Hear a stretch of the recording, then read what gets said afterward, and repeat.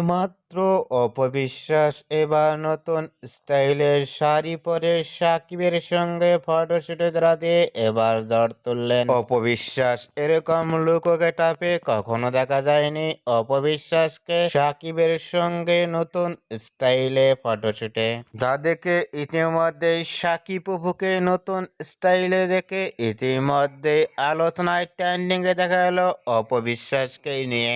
অপবিশ্বাসের verify Facebook পেজে এই ছবিগুলো আপলোড দিয়ে মুহূর্তের মধ্যেই সোশ্যাল মিডিয়া ভাইরাল হয়ে পড়ছে নেট দুনিয়ায়।